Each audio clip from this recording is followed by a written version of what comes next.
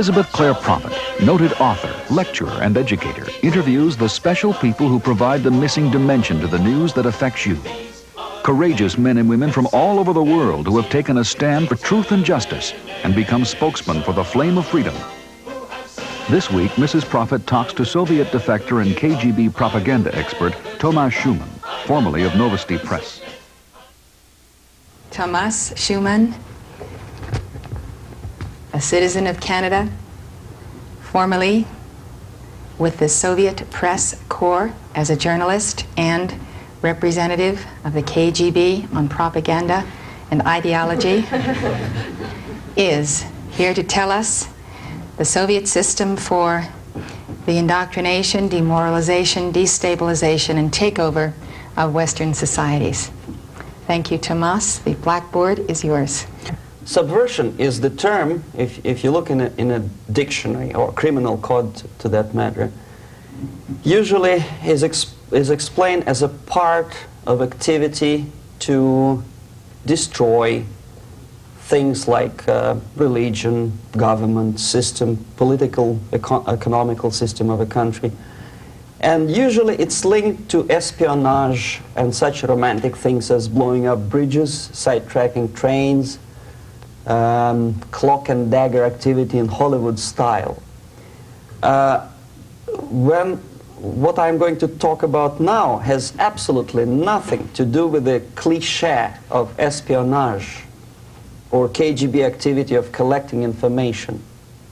So the greatest mistake or misconception, I think, is that whenever we are talking about KGB, for some strange reason, starting from Hollywood movie makers to professors of political science and quote-unquote experts on Soviet affairs, or Kremlinologists as they call themselves, they think that the most desirable thing for Andropov and the whole KGB is to steal blueprints of some supersonic jet, bring it back to Soviet Union and sell it to the Soviet military-industrial complex. It's only partly true. If we take the whole time, money, and manpower that the Soviet Union and KGB in particular spends outside of USSR border, we will discover, of course there are no official statistics unlike with CIA or FBI, that the espionage as such occupies only 10 to 15% of money, time, and manpower. 15% of the activity of KGB. The rest, 85%, is always subversion. And unlike a dictionary of English, Oxford Dictionary, subversion in Soviet terminology means always a destructive, aggressive activity aimed to destroy the country, nation, or geographical area of your enemy. So there's no romantics in there, absolutely. No blowing up bridges, no microfilms in Coca-Cola cans, nothing of that sort. No James Bond nonsense. It's most of this activity is overt, legitimate, and easily observable if you give yourself time and trouble to observe it. But according to the law and law enforcement systems of the Western civilization, it's not a crime. Exactly because of misconception, manipulation of terms. We think that subverter is a person who is going to blow up our beautiful bridges. No, subverter is a student who comes for exchange, a diplomat, an actor, an artist, a journalist like myself was 10 years ago. Now, subversion is an activity which is a two-way traffic. You cannot subvert an enemy which doesn't want to be subverted. If you know history of Japan, for example, before 20th century, Japan was a closed society. The moment a foreign boat comes to the shores of Japan, the Imperial Japanese Army politely tells them to get lost. And if American salesman comes to the shore of Japan, let's say 60 or 70 years from now back, and says, oh, I have a very beautiful vacuum cleaner for you, with the good financing, he says, please leave us, we don't need your vacuum cleaner. If they don't leave, they shoot them to preserve their culture, ideology, traditions, values intact. You were not able to subvert Japan. You cannot subvert Soviet Union because the borders are closed. The media is censored by the government. The population is controlled by the KGB and internal police. With all the beautiful glossy pictures of Time magazine and Magazine America, which is published by the American embassy in Moscow, you cannot subvert Soviet citizens because the magazine never reaches Soviet citizens. It's collected from the newsstands and thrown to garbage can. Subversion can be only successful when the initiator, the actor, the agent of subversion has a responsive target. It's a two-way traffic. United States is a receptive target of subversion. The theory of subversion goes all the way back 2,500 years ago. The first human being who formulated the tactics of subversion was a Chinese philosopher by the name of Sun Tzu.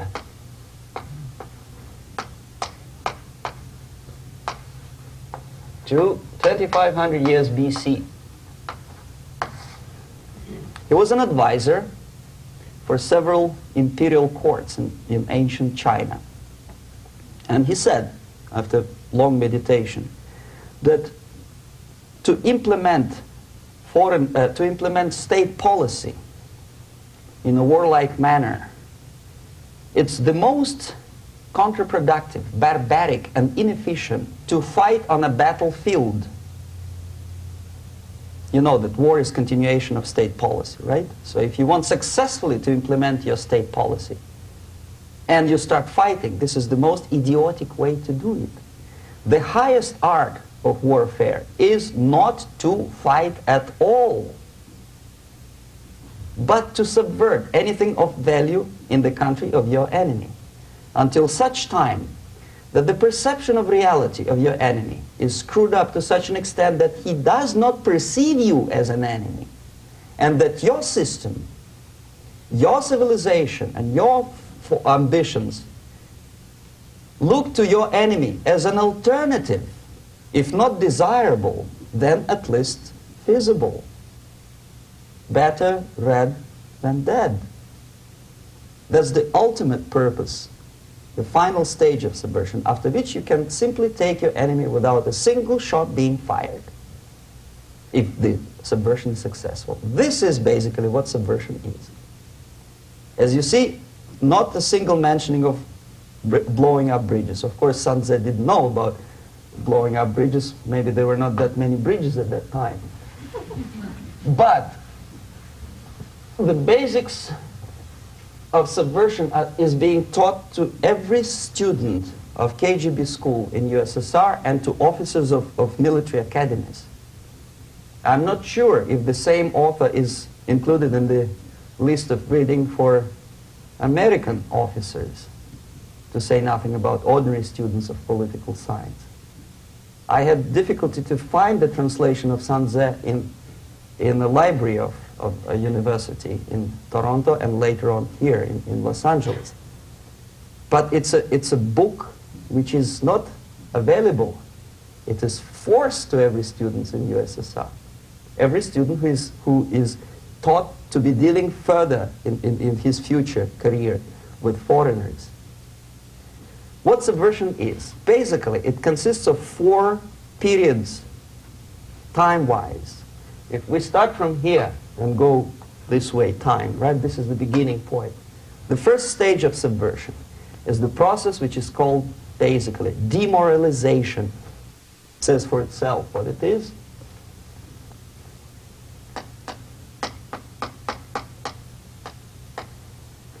It takes from, say, 15 to 20 years to demoralize a society. Why 15 or 20 years? This is the time sufficient to educate one generation of students or children. One generation, one lifetime span of a person, a human being, which is dedicated to study, to shaping up the outlook, ideology, personality. No more, no less.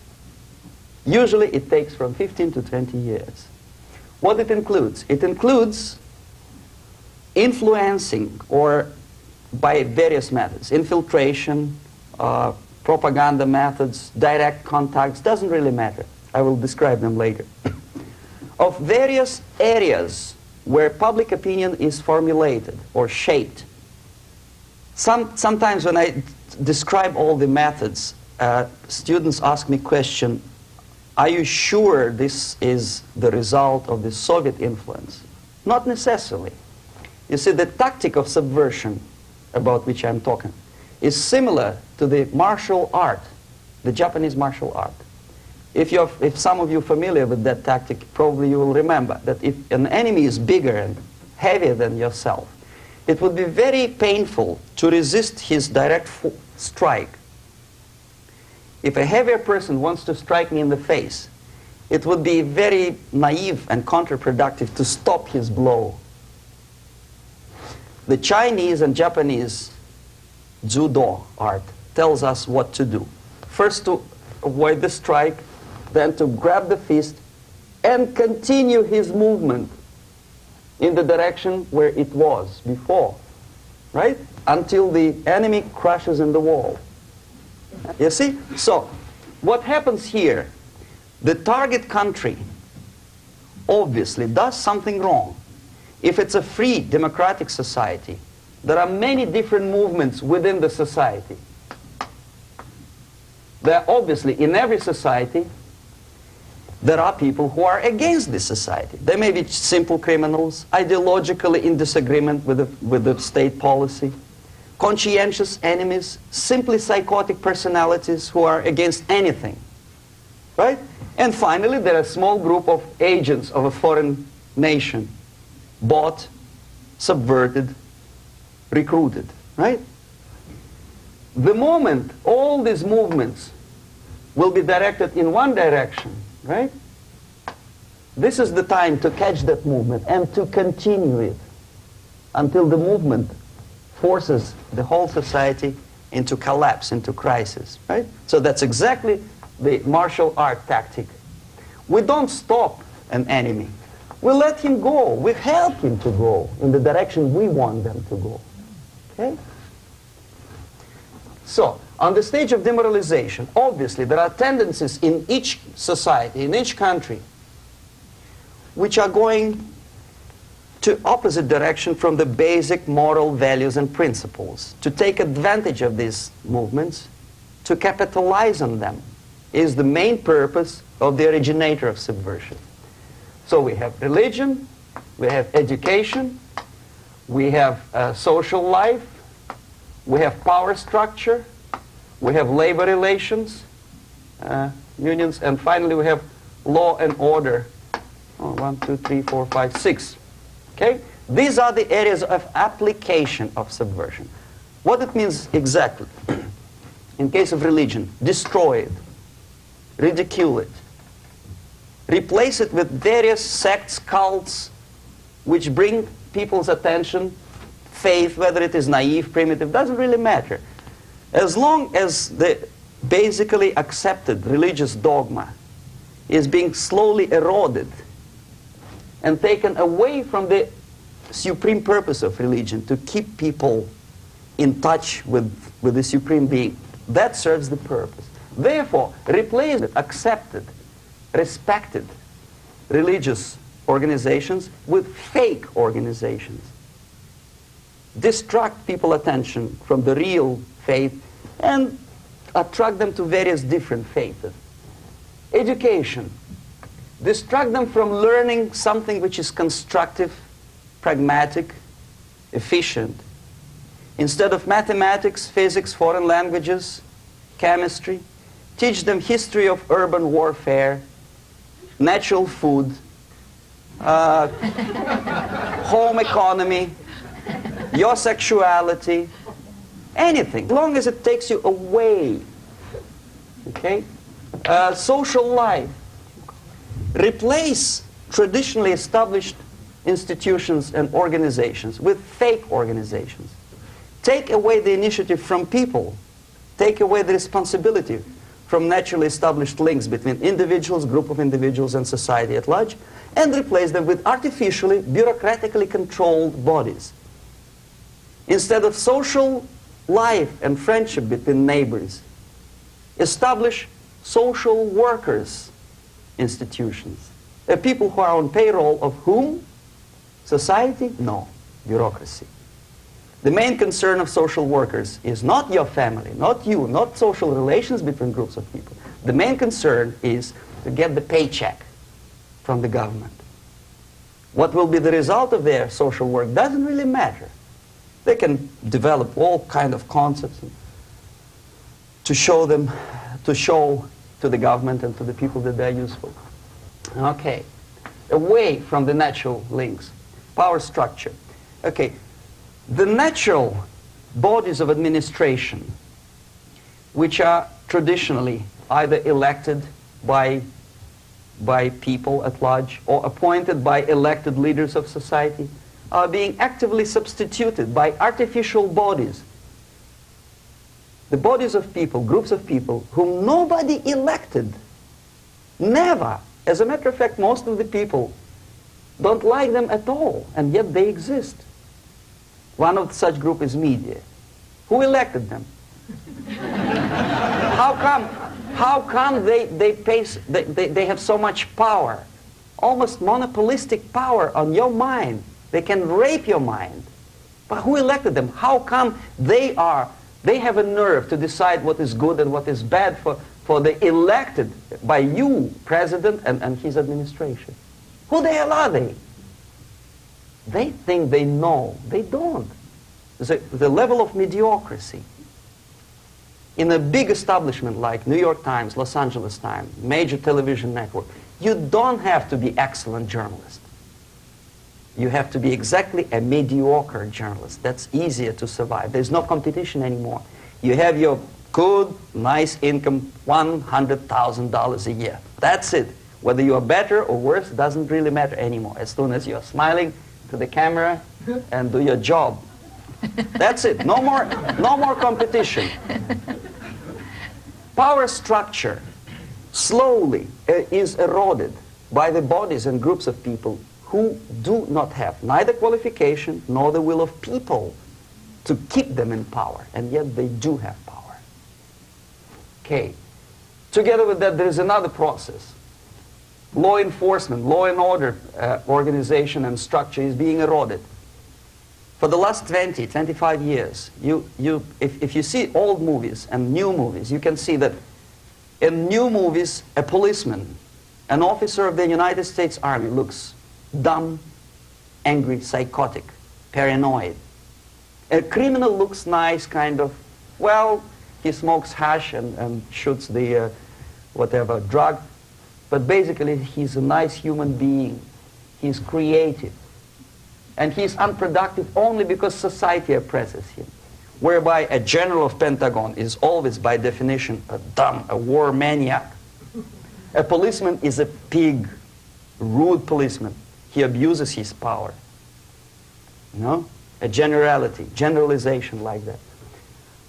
The hatred, the mistrust to the people who are supposed to protect you and enforce law and order. Moral relativity.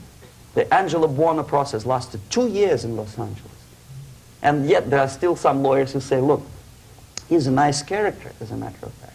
There was some witness who said, also a criminal, who said, well, he's a nice guy. I asked him one day to burn a house of my enemy, and he wouldn't do it. Nice fella. Erosion. A slow substitution of basic moral principles, whereby a criminal is not a criminal, actually. He's a defendant.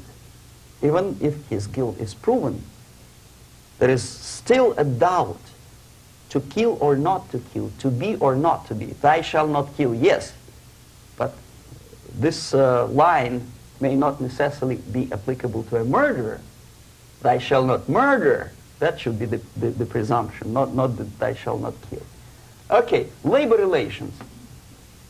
At this stage, within 15 to 20 years, we destroy the traditionally established links of bargaining between employer and employee. The classical Marxist-Leninist theory of natural exchange of goods. Person A has 5 sacks of grain and person B has 5 pairs of shoes. And the natural exchange without money is when they bargain between each other. And only with the introduction of the third force, C, an entirely third foreign stranger who says, no, don't give him 5 sacks of grain, give it to me. And you give me your 5 pairs of shoes and I will distribute it accordingly, so that the economy will go. This is the death of natural exchange, death of natural bargaining. Well, trade unions were established 100 years ago. The objective was to improve working conditions and to protect the rights of workers from those employers who were abusing their right because they had more money. Objectively, at that time, initially, the trade union movement did work. What we see now is that the bargaining process is no longer resulting in the compromise, which is leading objectively to betterment of working conditions and increase of salary. What we see is that after each prolonged strike, the workers lose. Even if they have 10% increase of their salaries, they cannot catch up due to inflation and due to missed time. More than that, millions of people suffer from that strike because economy now is interdependent. It's intertwined like one body. If previously steel workers, say 100 years ago, could strike and nobody would suffer, now it's impossible anymore. If a garbage collector strikes today, the rest of the multi-million city is stinking. I mean, there's no more service. In Quebec, for example, we had the electricians who were on strike in the middle of winter. You can freeze your bottom, and they still were on strike. Did they catch up with the salary? No, they lost. Who benefited? The leaders of trade unions. What is the motivation for strike? Improving of workers' condition? No, obviously it's not. Then what is it? Ideology. To prove to these capitalists. And the obedient horde of workers, like sheep, follow these people. And they cannot disobey. Why? Because if they do, you know what happens to them.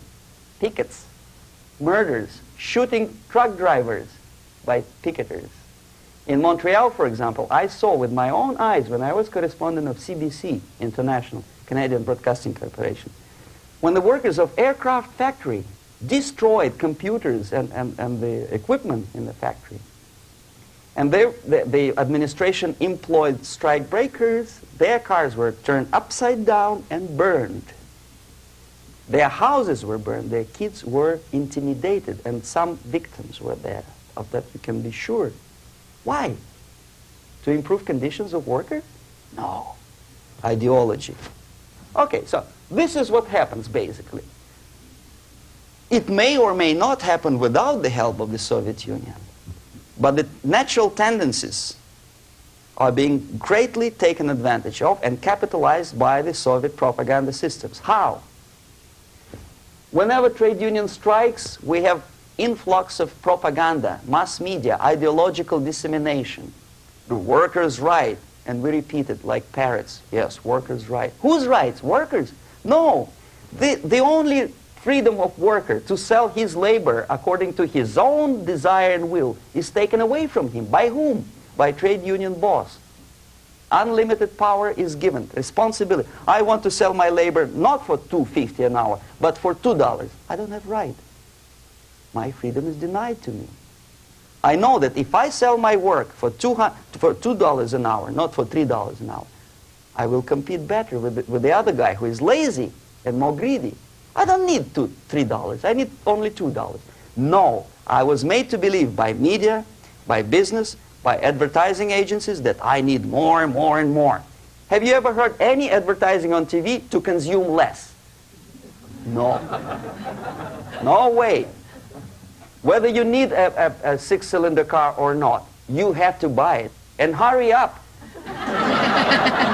When I was driving here on the local radio station, an excited announcer said, "You hurry up, rush and save, save, save. There is a pantyhose sale." Save by buying more. See? Of course. It would be too naive to expect that KGB makes that advertising agency to do such a crazy commercial. No, of course not. But what we did when I was working for Novosti Press, we would snow plow editorial offices, student organizations, religious groups with literature of class struggle, if not directly Marxism-Leninism propaganda, then a propaganda of legitimate aspirations of working class, betterment of life, equality. Equality, mind you. President Kennedy once said, we will make America to believe that people are born equal. Are people born equal? Is there any mentioning in the Bible or any other holy scripture in any religion, if you don't believe me, go to the library and check it. There is not a single word about equality. Just the opposite. By your deeds, God will judge you. What you do is important. The merit of your personality. You cannot legislate equality. If you want to be equal, you have to be equal. You have to deserve it. And yet we build our society on the principle of equality. We say people are equal. We know it is false. It's a lie. Some people are tall and stupid. Others are short, bold, and clever.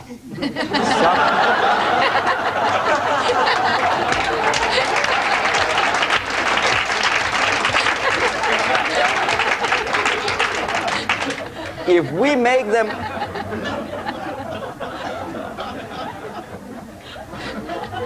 make them equal by force,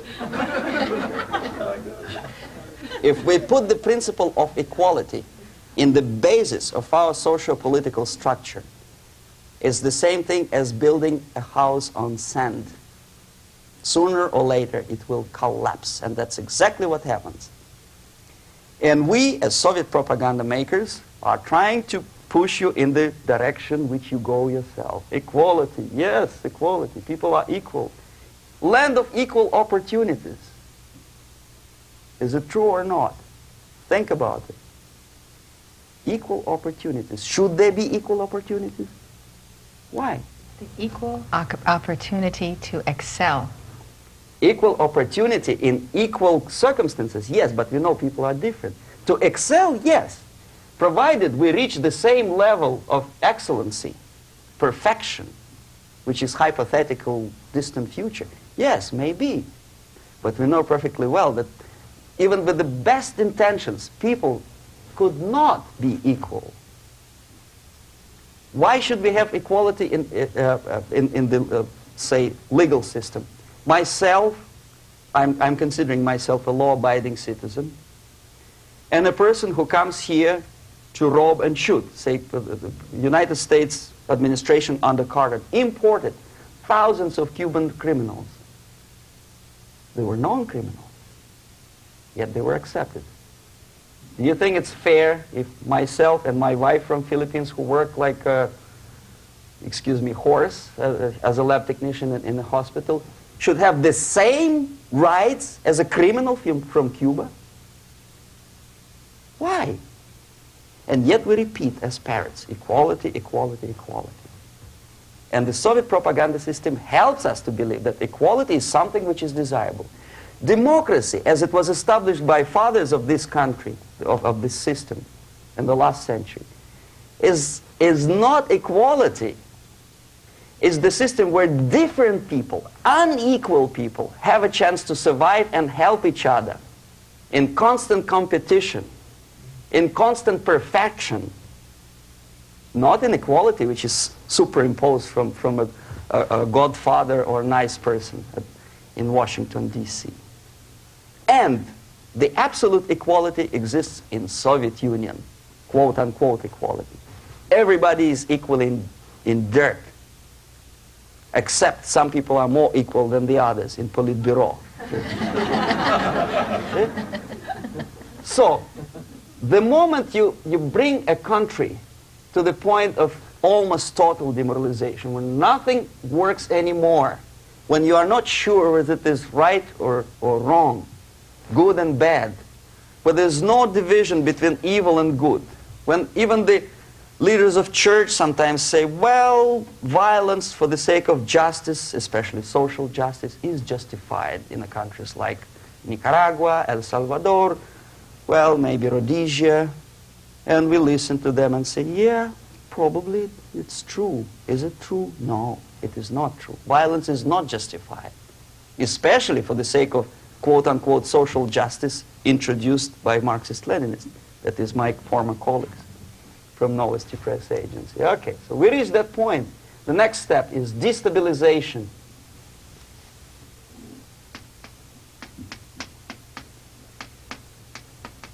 Again, this word says for itself what it is. To destabilize all the relations, all the accepted institutions and organizations in a country of your enemy. How you do it?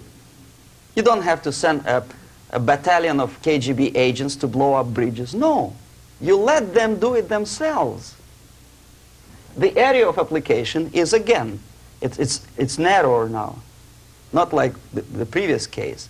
The overt legitimate actions of the KGB in this case would be hardly noticeable. There is no crime if a professor who recently went to USSR introduces a course of Marxism-Leninism in a Californian college, for example. Nobody is going to come to his doorstep and say, okay, mister, come, you are under arrest. No, it's not a crime. It's not even considered a moral crime against your country. So the area of application here is narrowing down to economy, again, labor relations, right? To law and order, plus military. And economy, law and order. Yes, and again, the media, but wider scope, little bit different. I'll explain you later. Okay, basically 3 areas. Economy. The radicalization of bargaining process.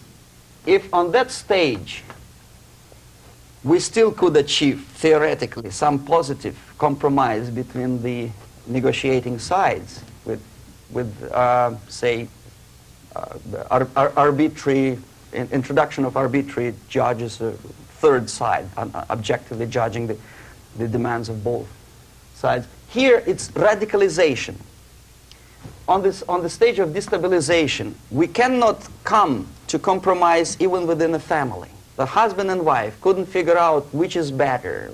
Husband wants his kids to eat at the table, and wife wants a child to roam around the room and drop food all over the floor. They cannot come to compromise unless they start a fight. The normal, traditionally accepted relations are destabilized. The relations between teachers and students in schools and colleges fight.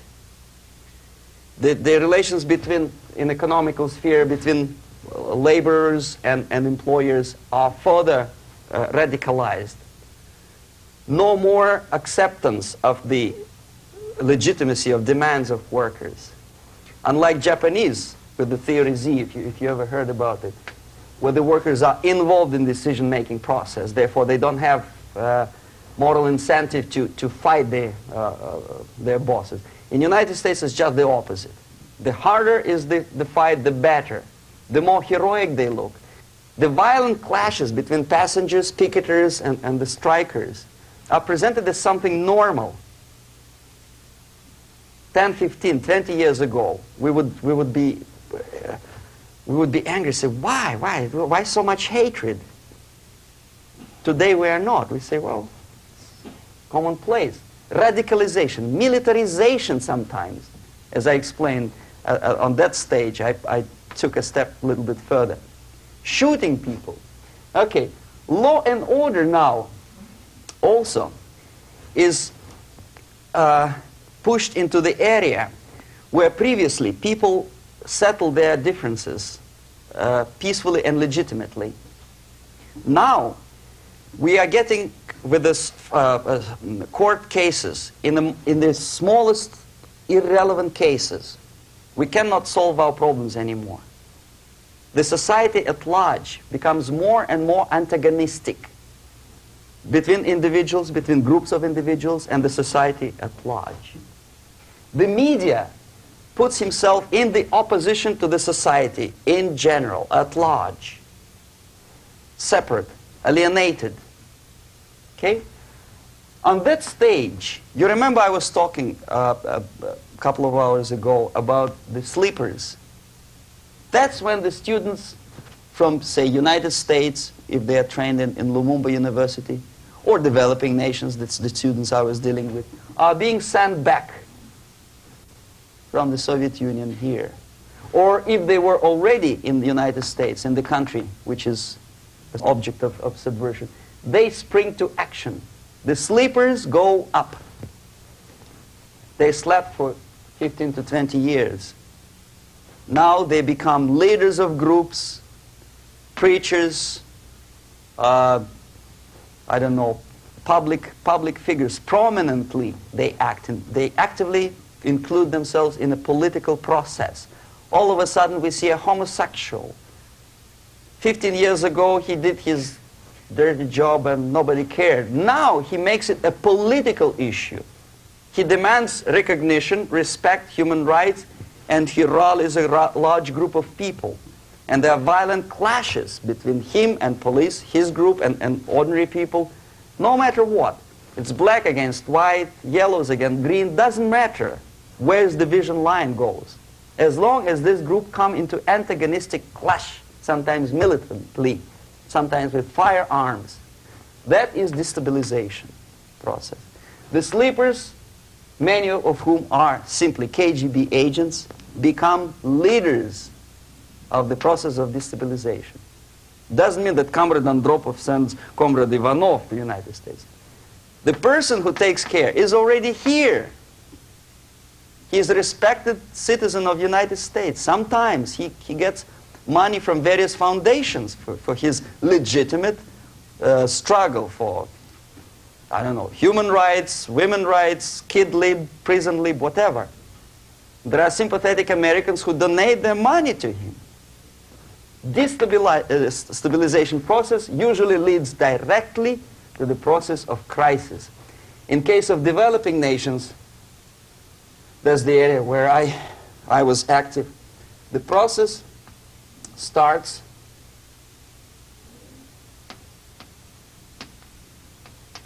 when the legitimate bodies of power, the social structure collapse. It cannot function anymore. So instead, we have artificial body injected into society, such as non-elected committees. You remember I was talking about them here. Social workers who are not elected by people, media who are self-appointed rulers of your opinion, some strange groups which claim that they know how to lead society forward. They don't usually. All they care is how to collect donations and sell their own concocted ideology, mixture of religion and ideology. Here, we have all this artificial body claiming power. If the power is denied to them, they take it by force.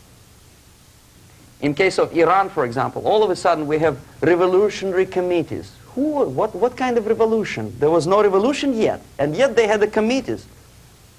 They were taking power of judgment. They had the power of execution. They had the power of legislation, and that they had the power of judicial.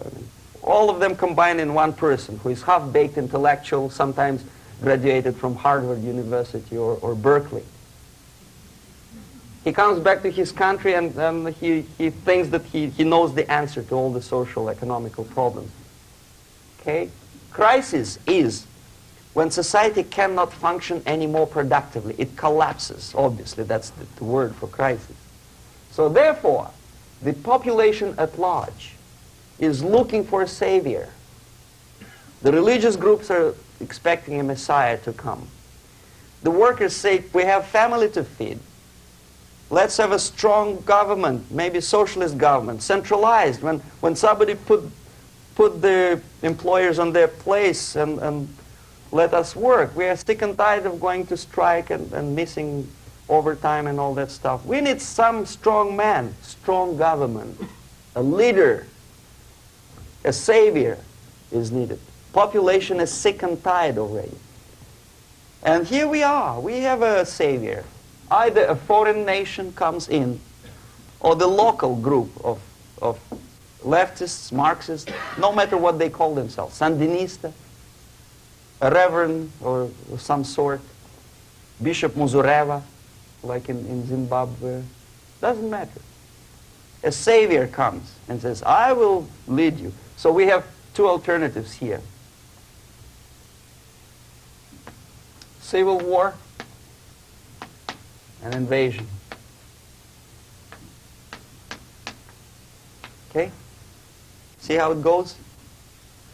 Civil war, we know what it is. Lebanon is the best example. The civil war, which was artificially implanted in Lebanon by injection of force of PLO, Palestinian Liberation Organization. Invasion we had in many other countries like Afghanistan, name any East European country, it was invaded by the Soviet army. But the result is the same. The next stage is normalization. Normalization is a very ironic word, of course.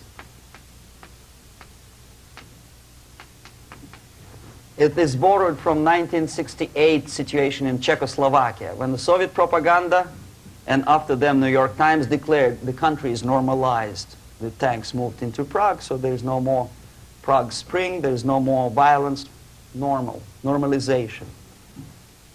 At that stage, the self-appointed rulers of the society don't need any revolution anymore. They don't need any radicalism anymore. So this is the reverse from destabilization. Basically, it is stabilizing the country by force. So all the sleepers and activists and social workers and liberals and homosexuals and professors and Marxists and Leninists are being eliminated physically sometimes. They've done their job already. Okay? They are not needed anymore. The new rulers need stability to exploit the nation, to exploit the country, to take advantages of the victory. Okay? So no more revolutionaries, please. And that's exactly what happens in a number of countries. You remember Bangladesh? This is the crisis in which I was instrumental. First they had Mujibur Rahman. In 1971, he was the leader of People's Party, Awami League, with mustache like Stalin. He was in Russia many times. In 5 years, he was shot by his former colleagues, Marxists. He fulfilled his function. In Afghanistan, it happened 3 times. First there was Taraki, then there was Amin, now there's Babrak Karmal. They killed each other successively, one after another. The moment he fulfills his duty, the first one demoralized country, the second destabilized, the third one brought it to crisis. Goodbye, comrades. Babrak Karmal comes from Moscow and put into the seat of power. Same thing happened in Grenada recently. Maurice Bishop, Marxist, was killed by Austin, what's his name, General something, who was also a Marxist. Right? So no more revolutions, please. Normalization now. From now on, no more strikes, no more homosexuals, no more women lib, no more kid lib, no more lib, period. A good, solid democratic proletarian freedom. That's it. Now, to reverse this process takes enormous effort. When today, United States had to invade Grenada to reverse the process of subversion. Some people say, boy, this is not good, it's not kosher to invade the beautiful country, island of Grenada.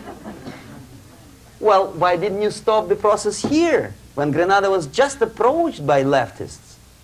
Why not to prevent Maurice Bishop to come in power in the first place? Did Grenadians want him? Very questionable. They didn't know who was Maurice Bishop in the first place. He came to power by coup d'etat himself. Okay? No, we let the situation develop further and further and further until the crisis and normalization very soon. And then the United States decided to invade country, discovering that the country was absolutely a military base for the Soviet Union. Of course it's a drastic measure. Of course it's a pity that Marine Corps had to lose, what, 17 lives. Very bad. Why not to stop the process before it comes to crisis? Oh no, intellectuals will not let you. It's interference into domestic affairs. They are very careful not to let American administration to interfere in domestic affairs of Latin American countries. They don't mind Soviet Union interfere in these affairs. Okay. So to reverse this process from here, it takes only and always military force.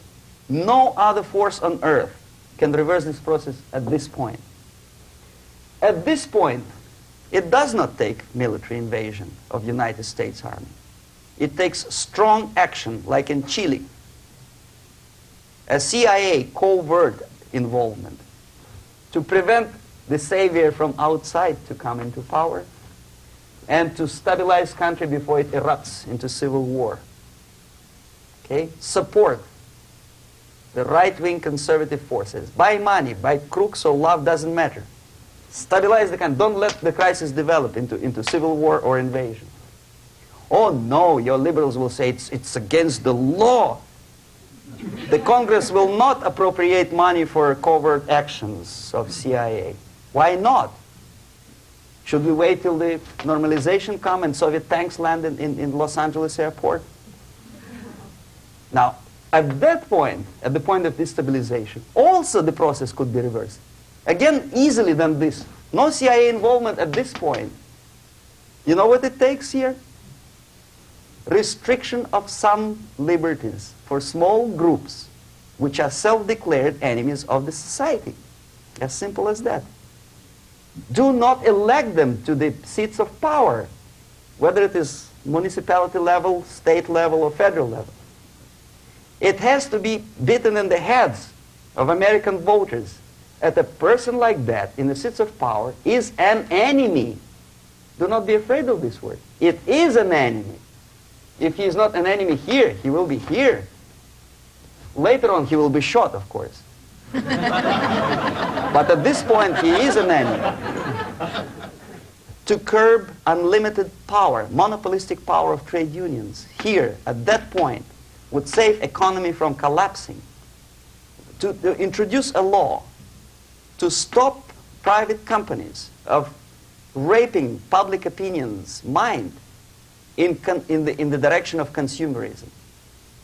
No company must have a right to force you into buying more unless you want it. There must be a law. You want to advertise your car? Okay. But not a single mentioning of buying it now and saving money. It must be against the law to force people to consume more. Self-restraint.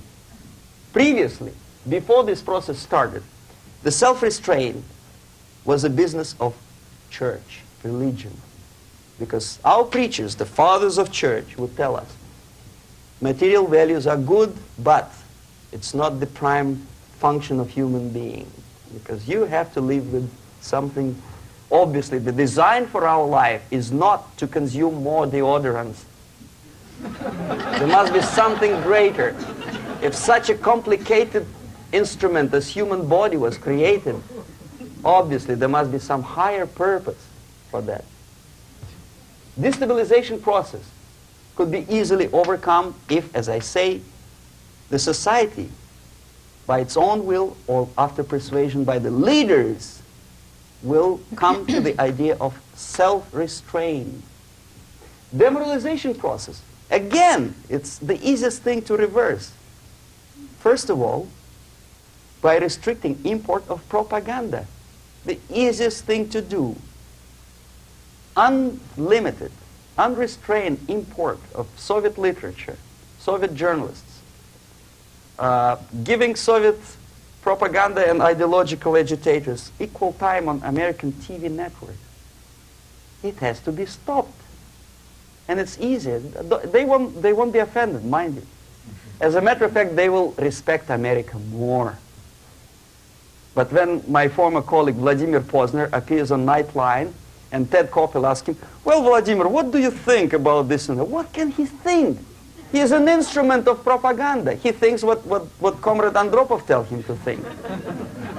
He is just a nice, articulate mouthpiece of the Soviet subversion system. And Ted Koppel makes you believe that my friend Vladimir Posner thinks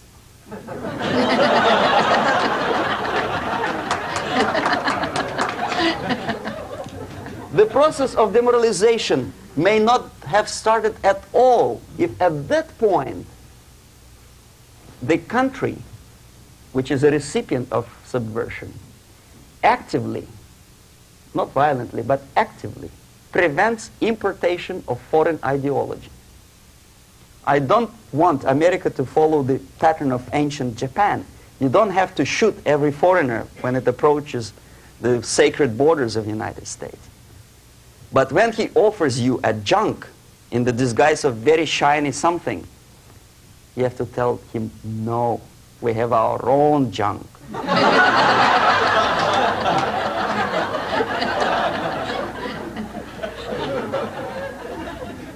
If at that point the society is strong, brave, and conscientious enough to stop importation of ideas which are foreign, then the whole chain of events could be prevented. The process of demoralization could be stopped right here, both as an expert and as an import. And that takes one step, one very important thing to do. You don't have to expel all the KGB agents from Washington, D.C. The most difficult and at the same time the simplest answer to the subversion is to start it here and even before, by bringing back the society to religion, something that you cannot touch and eat and put on yourself, but something that rules society and makes it move and preserve it.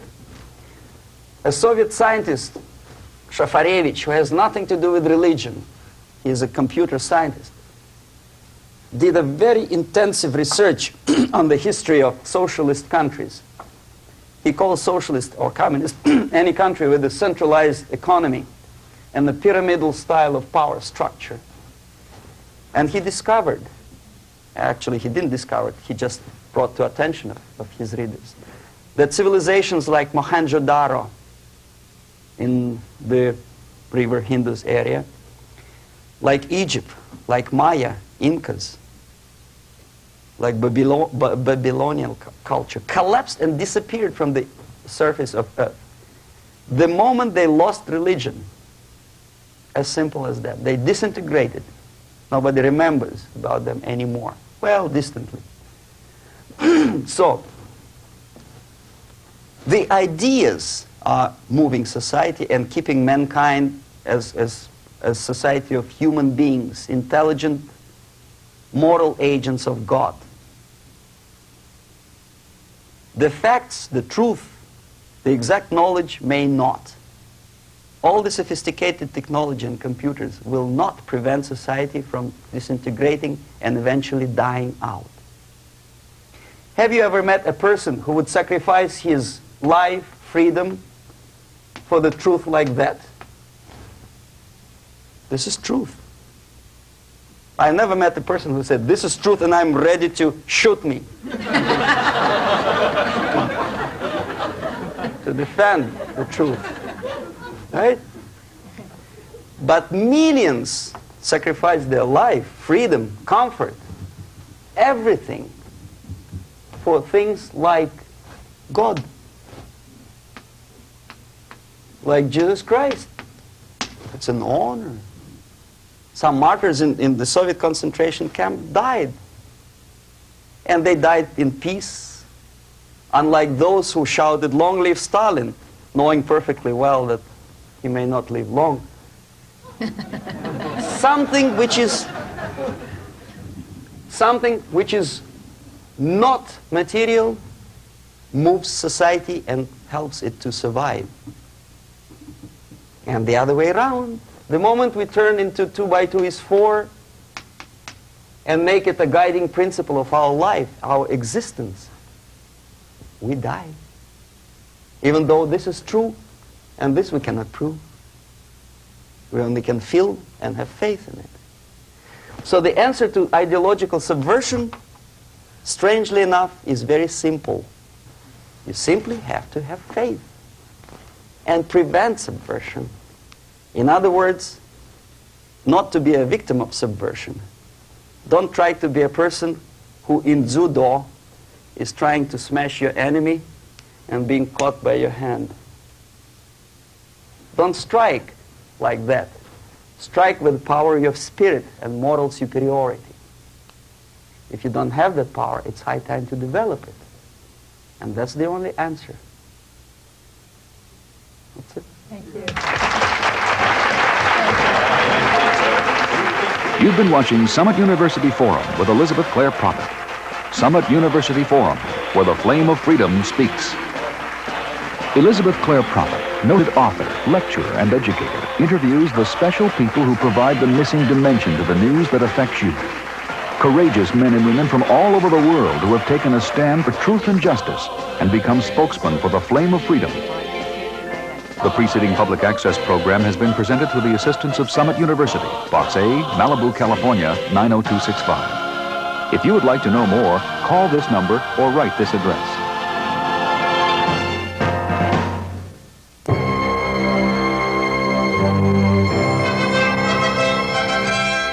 The flame of freedom speaks. The flame of freedom within each heart. The flame of freedom saith unto all, come apart now, and cast your lot in with the immortals. The Flame of Freedom speaks. On June 29, 1984, thousands of spiritual seekers will convene in a mountain valley near Yellowstone National Park at a conference for spiritual freedom. Elizabeth Clare Prophet will discourse on the teachings of Saint Germain, the violet flame, soulmates and healing, prophecy and personal initiation through the messenger of the Great White Brotherhood, solving today's problems through the science of the spoken word, a true retreat experience with camping, hiking, and wilderness treks. For more information, call area code 406-848-7381 or write Box A, Corwin Springs, Montana, 59021. I'll see you at the ranch.